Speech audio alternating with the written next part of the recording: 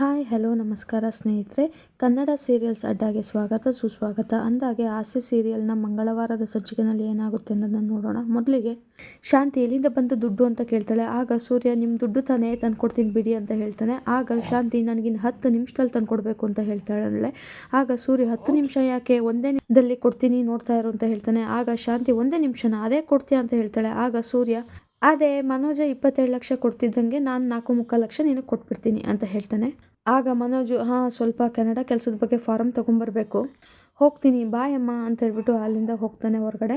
ಮನೋಜ್ ಹೋದ ನಂತರ ಬಾಯಿ ಮುಚ್ಚಿ ವಾದ ಗೆಲ್ಲಕ್ಕಾಗಲ್ಲ ಅಂತ ಹೇಳ್ಬಿಟ್ಟು ರೋಹಿಣಿ ಹೇಳ್ತಾಳೆ. ಆಗ ಸೂರ್ಯ ಬಾಯಿ ಬಿಟ್ರೆ ಹೆಂಡ್ತಿನೂ ಇಲ್ಲೇ ಇರೋಕ್ಕಾಗಲ್ಲ ಅಂತ ಹೇಳ್ತಾನೆ. ಆಗ ರೋಹಿಣಿ ಏನು ಗೊತ್ತು ನಿಮಗೆ ಅಂತ ಹೇಳ್ಬಿಟ್ಟು ಕೇಳ್ತಾಳೆ. ಆಗ ಸೂರ್ಯ ಆ ಪಾರ್ಲರು ಅಂತ ಹೇಳಿದಾಗ ರಂಗನಾಥ್ ಅರ್ಧದಲ್ಲೇ ಮಾತನ್ನ ತಡೆದು ಆಟೋ ಯಾಕೆ ಓಡಿಸ್ತಾ ಇದೆಯಾ, ಕಾರ್ ಏನು ಮಾಡಿದೆ, ಅದನ್ನ ಯಾಕೆ ಮಾರಿದೆ, ಇತ್ತೀಚೆಗೆ ಏನೇ ಕೇಳಿದ್ರು ಆಮೇಲೆ ಹೇಳ್ತೀನಿ, ಸಮಯ ಬಂದ ಮೇಲೆ ಹೇಳ್ತೀನಿ ಅಂತ ಹೇಳ್ತಾ ಇದೀಯಾ, ಯಾಕೆ ಹೀಗೆ ಮಾಡ್ತಾ ಇದೀಯಾ, ಸತ್ಯ ಹೇಳು.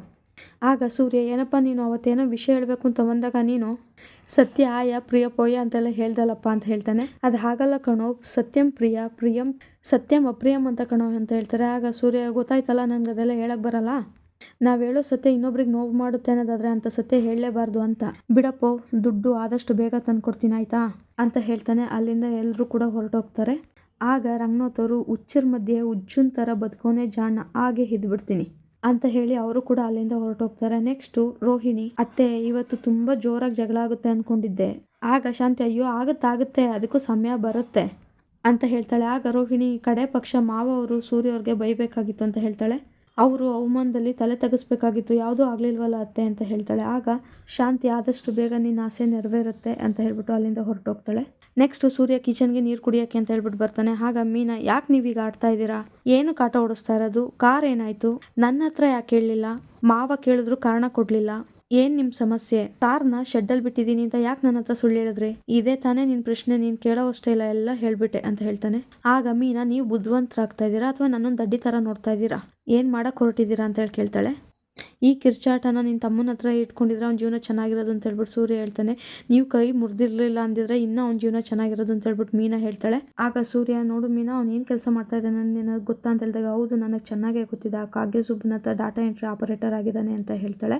ಆಗ ಸೂರ್ಯ ಒಳ್ಳೆ ಕೆಲಸ ಮಾಡ್ತಾ ಇದ್ದಾನೆ. ಒಂದು ಮಾತು ಹೇಳ್ತೀನಿ ಹೆಂಡ್ತಿ, ನಾವು ತಿನ್ನೋ ಸಕ್ಕರೆ ಕೂಡ ವಿಷ ಆಗೋದು ಸಕ್ಕರೆ ಕಾಯಿಲೆ ಬಂದಮೇಲೆ, ಸ್ವಲ್ಪ ದಿನ ಯಾರ್ಯಾರು ಏನೇನು ಅಂತ ಹೇಳ್ಬಿಟ್ಟು ನಿನಗೆ ಗೊತ್ತಾಗುತ್ತೆ, ಆಮೇಲೆ ಇದೇ ಸ್ಪಾಟಲ್ಲಿ ನಿಂತ್ಕೊಂಡು ಮಾತಾಡೋಣ ಏನಂತೀಯಾ ಅಂತ ಹೇಳ್ಬಿಟ್ಟು ಅಲ್ಲಿಂದ ಹೊರಟೋಗ್ತಾನೆ. ನೆಕ್ಸ್ಟ್ ಸೀನಲ್ಲಿ ಗೋರಿಲ್ಲ ಕೇಳ್ತಾನೆ, ಮೊನ್ನೆ ಒಂದು ಪಿಕ್ಚರ್ ರಿಲೀಸ್ ಆಗಿತ್ತು ಹೋಗಿದ್ದೇನೋ ಅಂತ ಹೇಳ್ಬಿಟ್ಟು. ಆಗ ಚೇತನ್ ನಮ್ಮದೇ ಒಂದು ಪಿಕ್ಚರ್ ಆಗೈತೆ, ನಾನು ಇವನು ಹೋಗಿದ್ದು, ಏನು ಆ್ಯಕ್ಷನ್ ಅಂತೆ ಪಿಕ್ಚರಲ್ಲಿ ಅಂತ ಹೇಳ್ಬೇಕಾದ್ರೆ ಮೀನಾ ಅಲ್ಲಿಗೆ ಬರ್ತಾಳೆ. ಆಗ ಚೇತನ್ ಹೇಳ್ತಾನೆ, ಸಿಸ್ಟರ್ ಇವಾಗ ತಾನೇ ಹೋದ ಸೂರ್ಯ, ಡ್ಯೂಟಿ ಬಂತು ಅಂತ. ಓ ಕಾರಲ್ಲಿ ಹೋದ್ರ ಅಂತ ಕೇಳ್ತಾಳೆ. ಆಗ ಚೇತನ್ ಹ್ಞೂ ನಮ್ಮ ಇವಾಗ ಹೊರಟಿದ್ದು. ಆಗ ಯಾಕಣ್ಣ ಸುಳ್ಳು ಹೇಳ್ತಾ ಇದ್ದಾರಾ ಅಂತ ಹೇಳ್ಬಿಟ್ಟು ಕೇಳ್ತಾಳೆ. ನಾನು ಸ್ವಂತ ಅಣ್ಣನ ಥರ ನೋಡಿದೆ ನಿಮ್ಮನ್ನು, ನೀವು ಈ ವಿಷಯ ಮುಚ್ಚಿಡಬಾರ್ದಾಗಿತ್ತಣ್ಣ ಅಂತ ಹೇಳ್ತಾಳೆ. ಎಷ್ಟು ದಿನದಿಂದ ನಡೀತಾ ಇದೆ ಇದು ಅಂತ ಹೇಳ್ತಾಳೆ. ಚೇತನ್ ಯಾವುದಮ್ಮ ಅಂತ ಹೇಳ್ತಾನೆ. ಅದೇ ಆಟೋ ಓಡಿಸೋದು. ಏನಾಯ್ತಣ್ಣ ಇವ್ರ ಕಾರು ಅಂತ ಕೇಳಿದಾಗ ಗೋರಿಲ್ಲ ಅದಕ್ಕೆ ಅದೇ ರಿಪೇರಿ ಅಂತ ಹೇಳ್ಬಿಟ್ಟು ಹೇಳಿದಾಗ ಮೀನಾ ಆಯಿತು ಸರಿ, ಯಾವ ಗ್ಯಾರೇಜಲ್ಲಿ ಬಿಟ್ಟಿದ್ದಾರೆ ಬಂದು ತೋರಿಸಿ ಅಂತ ಹೇಳ್ತಾಳೆ. ಇದು ನಿಜ ಅಲ್ಲ ಅಂತ ನನಗೂ ಗೊತ್ತಣ್ಣ, ಸತ್ಯ ಹೇಳಿ ಪ್ಲೀಸ್ ಅಂತ ಹೇಳ್ಬಿಟ್ಟು ಕೇಳ್ತಾಳೆ. ಆಗ ಚೇತನ್ ನಾನು ಹೇಳ್ತೀನಮ್ಮ ಅಂತ ಹೇಳ್ಬಿಟ್ಟು ನಡೆದಿದ್ದೆಲ್ಲ ಹೇಳ್ತಾನೆ. ಹಾಗೆಯೇ ಸೂರ್ಯ ಕಾಗೆ ಸುಬ್ಬನ್ನ ಇದನ್ನ ಕಾಲಿಡ್ಕೊಂಡು ಕ್ಷಮೆ ಕೇಳಬೇಕಂತ ಹೇಳ್ತಾನೆ. ಅದನ್ನು ಕೇಳ್ಬಿಟ್ಟು ಮೀನಾಗೆ ತುಂಬ ಕೋಪ ಬರುತ್ತೆ. ಏನು ನನ್ನ ಗಂಡ ಅವ್ನ ಕಾಲಿಡ್ದು ಕೇಳಬೇಕಂತ ಹೇಳ್ಬಿಟ್ಟು ಸರಿ ಅಂತ ಹೇಳ್ಬಿಟ್ಟು ಅಲ್ಲಿಂದ ಹೊರಡ್ತಾಳೆ. ನೆಕ್ಸ್ಟ್ ಸುಬ್ಬ ಅಂತ ಹೇಳ್ಬಿಟ್ಟು ಕಿರ್ಚ್ಕೊಂಡು ಸುಬ್ಬನ ಆಫೀಸಿಗೆ ಬರ್ತಾಳೆ. ಆಗ ಸುಬ್ಬ ಏನಕ್ಕ ನೀವು ಇಲ್ಲಿ ಕೂತ್ಕೊಳ್ಳಿ ಅಂತ ಹೇಳ್ತಾನೆ. ಆಗ ಮೀನಾ ಯಾರೋ ನಿನಗೆ ಅಕ್ಕ ಚಿಕ್ಕ ಕಳ್ತನ ಮಾಡ್ಕೊಂಡು ಓಡಾಡ್ತಿದ್, ನೀನೆಲ್ಲಿ ಕಷ್ಟಪಟ್ಟು ದುಡಿತಿರೋ ನಮ್ಮ ಮನೆಯವರಲ್ಲಿ, ಅವರು ನಿನ್ ಕಾಲ್ ಇಟ್ಕೊಂಡು ಕ್ಷಮೆ ಕೇಳಬೇಕು ಅಂತೀಯಾ, ಎಷ್ಟೋ ಧೈರ್ಯ ನಿನ್ಗೆ ಅಂತ ಹೇಳ್ತಾಳೆ. ಆಗ ಕಾಗೆ ಸುಬ್ಬ ಅಕ್ಕ ನಾನು ಬಡ್ಡಿ ದುಡ್ಡು ಕೇಳಕ್ ಹೋಗಿದ್ದೆ ಅಷ್ಟೇ, ಎಲ್ರ ಮುಂದೆ ಹೊಡೆದು ತಪ್ಪು ಮಾಡಿದ್ದಾರೆ.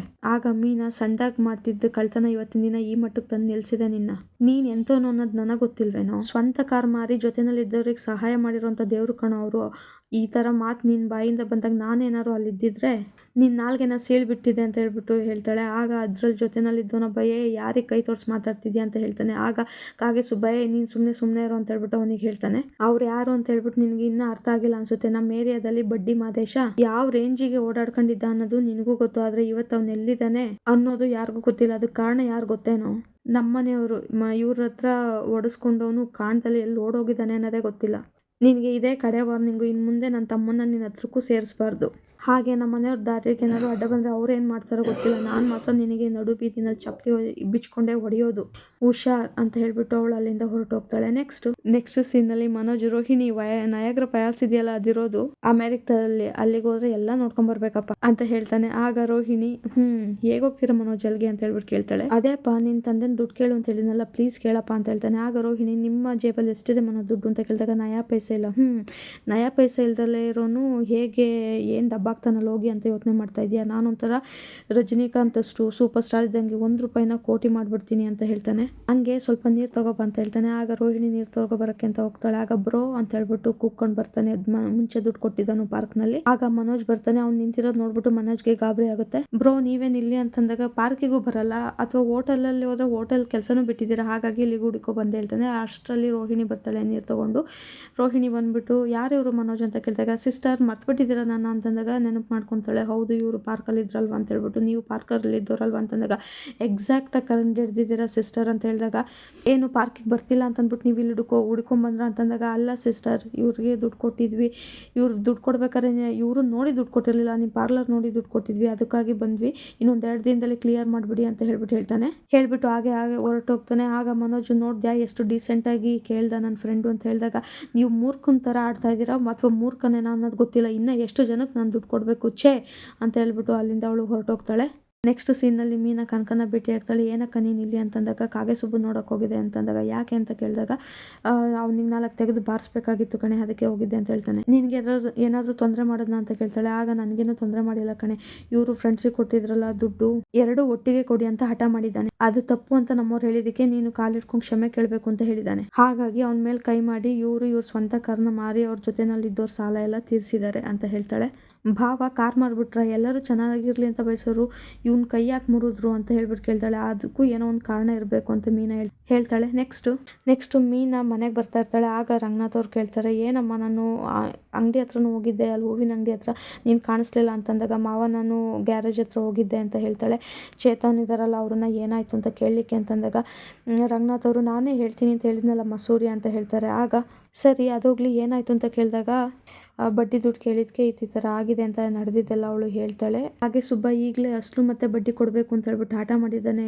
ಸೊ ಆವಾಗ ಅವ್ರ ಫ್ರೆಂಡ್ಸ್ ಎಲ್ಲ ಇವತ್ತಿನ ಸ್ಥಿತಿಗೆ ನೀನೇ ಕಾರಣ ಅಂದ್ಬಿಟ್ಟು ಸೂರ್ಯ ಅವ್ರ ಮೇಲೆ ಇದು ಮಾಡಿದ್ದಾರೆ, ಹಾಗಾಗಿ ಸೂರ್ಯ ಅವ್ರು ನನ್ನಿಂದ ತೊಂದರೆ ಆಗಬಾರ್ದು ಅಂತ ತಮ್ಮ ಕಾರ್ನ ಮಾರ್ಬಿಟ್ಟು ಎಲ್ಲ ದುಡ್ಡನ್ನೂ ತೀರಿಸಿದ್ದಾನೆ ಅಂತ ಹೇಳಿದಾಗ, ರಂಗನಾಥ್ ಅವರು ಅವ್ನು ಏನೇ ಮಾಡಿದ್ರು ಅದಕ್ಕೊಂದು ಕಾರಣ ಇರುತ್ತಮ್ಮ ಅಂತ ಹೇಳ್ತಾರೆ.